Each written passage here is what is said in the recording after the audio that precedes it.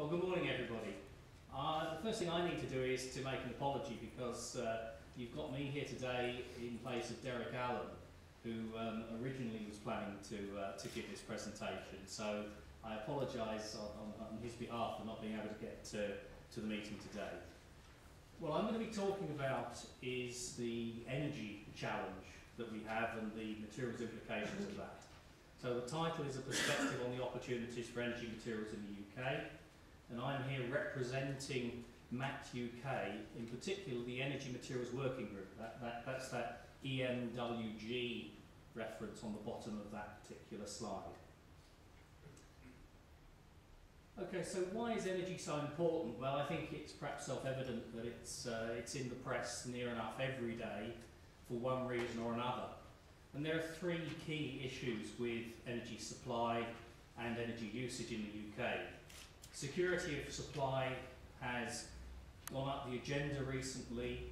There have been blackouts in certain countries, and it's certainly true that the UK's ability to supply has narrowed relative to the demand requirements in recent years, and that is something that is a concern out into the future. Climate change is the obvious major challenge, in particular the question of CO2, but other issues as well.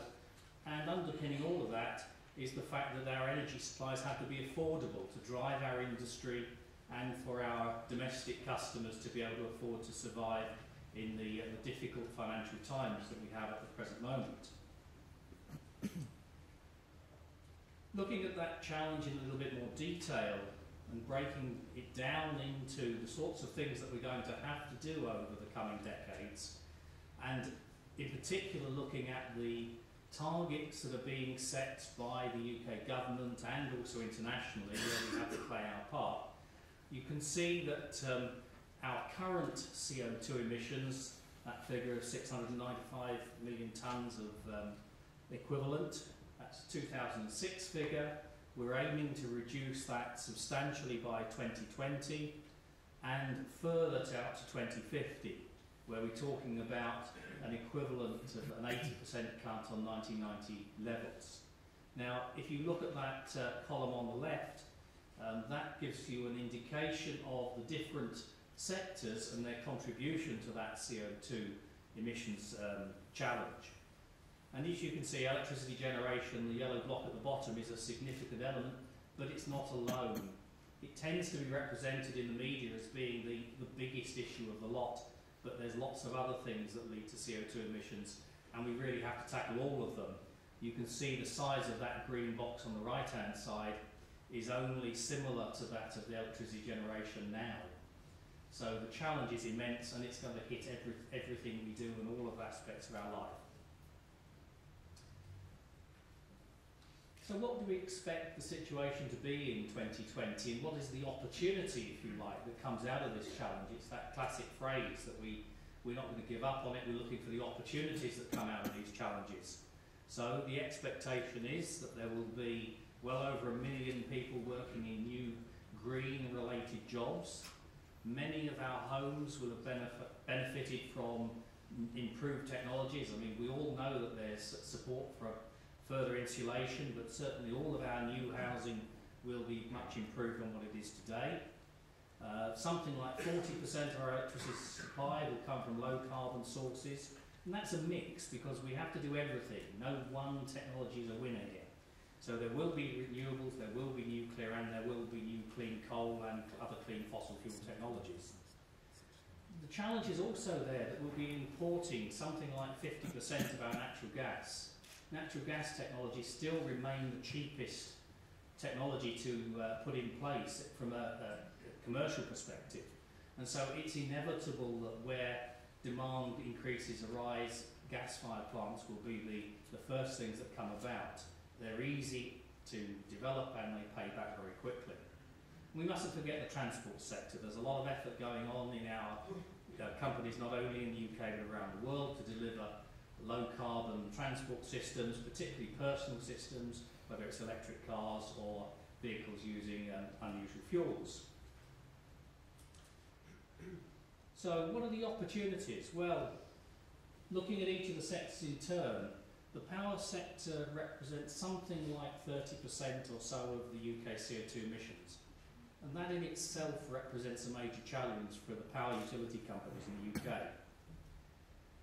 By 2020, there's something like £100 billion worth of investment opportunities. UK power sector has a reputation for providing technology all around the world, and we're not alone in needing these new technologies, particularly in the Far East countries such as China and India, which will continue to use fossil fuels.